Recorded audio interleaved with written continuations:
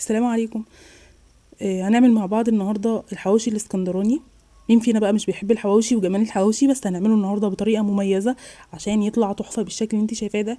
وطبعا نظرا لغلاء بقى الاسعار في الفتره اللي احنا فيها ديت، هنعمل من ربع كيلو لحمه بس هنطلع الكميه الحلوه اللي انت شايفاها ديت. هنعمل 10 رغيفه حواوشي وهيطلع قمر. عايزه اقول لكم طعمه وريحته تحفه. مش بس كده، هنعمله بعجينه تحفه كمان تنفع تعملي بيها حاجات كتيره جدا. يلا كده نسمي الله ونشوف هنعمله مع بعض ازاي. وخصوصا بقى الناس اللي بتشتكي واللحمه اللي بتكش معاكي في الحواوشي، النهارده هقولك الحل فيها وازاي تطلع كده ماليه معاكي الرغيف وما تكشش، تبقى واخده كده جزء في الرغيف وبقيه الرغيف كده فوق نص كيلو دي بس هنطلع الكميه الحلوه ديت ما شاء الله. يلا كده نسمي الله ونبدا الفيديو ونشوف هنعمله مع بعض ازاي. اول حاجه عندي هنا نص كيلو من الدقيق، انا طبعا نخلته. وعندي هنا كوبايه من اللبن الرايب. اللبن الرايب بيخلي العجينه طعمها تحفه، كانك بتاكلي كده قرص، وبيخليها كمان طريه. وعندي هنا معلقتين كبار من السكر بيدوله لون حلو قوي، ومعلقه كبيره من الخميره البيره. لو مش متوفر عندك تقدري تستخدمي الخميره الفوريه. وعندي هنا 3 معالق من الزيت. طبق عميق بقى كده، وهنزل باللبن الرايب. طبعا اللبن ما يكونش ساقع من التلاجة، يعني يكون كده بحرارة المطبخ. هنزل عليه بالخميره والسكر طبعا عشان تنشط الخميره والزيت. انا متاكده طبعا هنا من نوع الخميره بتاعي. لو انت مش متاكده من الخميره بتاعتك هتختبريها كده الاول في شويه ميه صغيرين، وتاخدي بالك بقى كده وانت بتعجني. هنخلط بقى كده المكونات كلها مع بعض، وبعدين هننزل كده بالدقيق. وما ننساش رشه الملح وبالمعلقه كده بقى. وهنخلط العجينه كده ما تشرب الدقيق بكل السوائل. وبعدين بايدينا بقى كده، وهنعجن بقى العجينه عجن كويس جدا.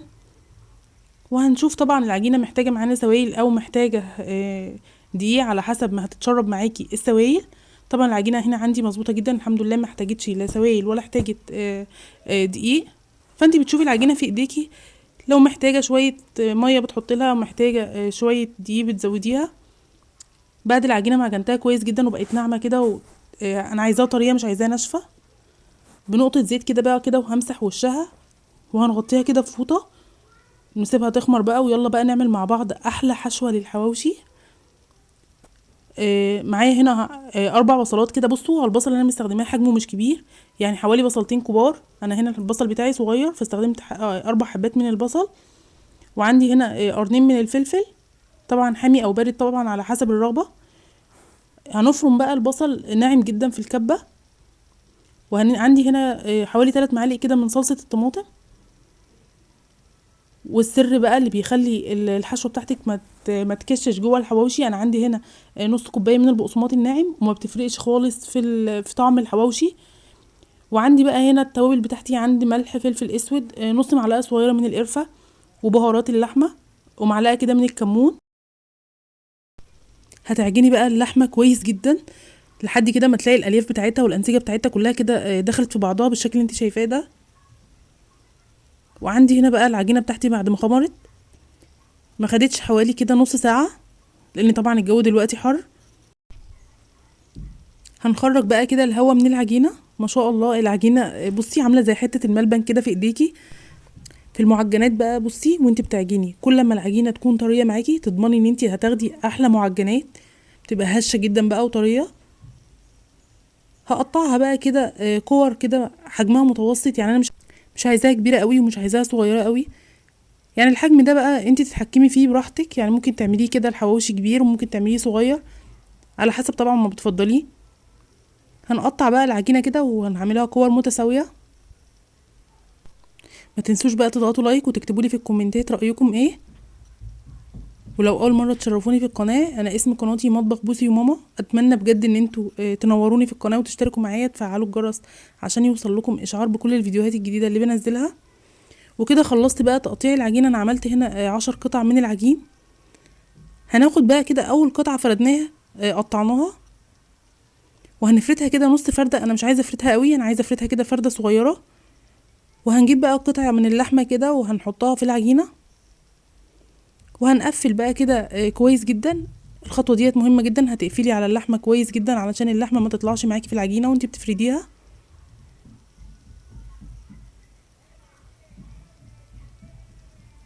موضوع سهل جدا، مفيهوش اي حاجه صعبه. هتاخدي احلى طعم من حاجات بسيطه جدا. هنفرد كده فرده بسيطه وهننزل باللحمه وهنقفل العجينه كويس جدا. وانا شغاله بقى كده معاكم، تعالى اقول لكم بقى فايده البقسماط. البقسماط بقى ما بننزل بيه كده على الخلطه بتاعه اللحمه، بيشرب كل السوائل اللي في البصل واللي في الخضار، فبيخلي اللحمه ما بتكشش معاكي. وطبعا اللحمه لو فيها نسبه دهون فطبيعي ان هي بتكش معاكي شويه. فالبقسماط طبعا بيشرب كل السوائل بقى اللي في البصل وفي الخضار، فبيخليها ما تكشش معاكي. تمام. وهنا بصوا انا هنا بقى خلصت كل كميه العجين، وبقى معايا لحمه كمان. هقفلها بقى. بصراحه الطريقه ديت اسرع، ما تفردي كلها كده على الرخامه بتاعتك وترصي اللحمه مره واحده وهتقفليها كده مره واحده، اسرع ما بتعملي واحده بواحده. وهقول لكم بقى دلوقتي اسرار التسويه كده واحنا شغالين مع بعض، عشان تطلعوا الحواوشي زي اللي بتشتروه بالظبط من بره، وطعمه يكون تحفه واحسن كمان والله من اللي بتشتريه جاهز. كفايه بقى نظافته، وكفايه ان انت ضامنه انت بتعملي ايه.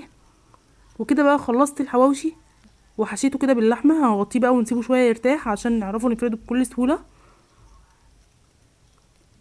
بعد ما سيبناه كده شويه بقى يرتاح، رشه زيت كده بسيطه على الكونتر اللي بتشتغلي عليه، وبايديكي بقى، مش محتاج نشابه ولا محتاج اي حاجه. ايديكي كده هتحطيها في الزيت ورشه زيت على الرخامه، وهتفردي بقى. ما شاء الله اللحمه بقى بتتفرد كده جوه العجينه، بتبقى تحفه. والعجينه علشان ناجحه مش محتاجين نشابه ومش محتاجين اي حاجه، هي بتتفرد كده بايدينا بكل سهوله. اظن مفيش ابسط من كده. يلا نفرد مع بعض واحده كمان.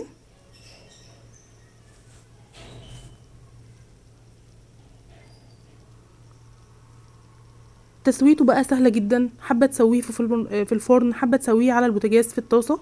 هقولك دلوقتي اذا كان في الفرن او في الطاسه هتسويه ازاي.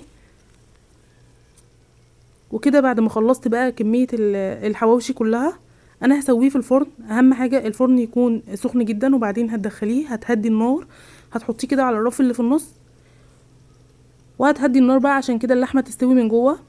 ولو على البوتاجاز طبعا هتحطي كده مسحه زيت في الطاسه، وهتنزلي بقى بالحواوشي وهتقلبيه على الناحيتين، وهتغطي الطاسه بتاعتك بغطا. اهم حاجه تكون النار هاديه علشان يستوي كده اللحمه تستوي، وبيكون بالشكل القمر اللي انت شايفاه ده. مش عايزه اقول لكم والله العظيم طعمه تحفه وريحته تجنن، والعيش نفسه اللي انت عامله بيه الحواوشي طعمه حكايه. بجد فايتك كتير بقى لو ما جربتيش الحواوشي بطريقتي. ما شاء الله على الجمال. تعالوا كده نفتحه مع بعض واحده ونشوف اللحمه من جوه عامله ازاي، وقد ايه العيش نفسه طري. مش مجرد بقى ان انت بتاكلي كده عيش بلحمه وخلاص، لا، العيش نفسه انت متخيله كده طعم القرص الفلاحي بقى مع اللحمه. ما شاء الله اللحمه مفروده جدا جوه الحواوشي، لا ما كشت ولا اي حاجه. اتمنى بجد ان انتوا تجربوها، واستنوني بقى في فيديوهات تانية كتيره، وباي باي.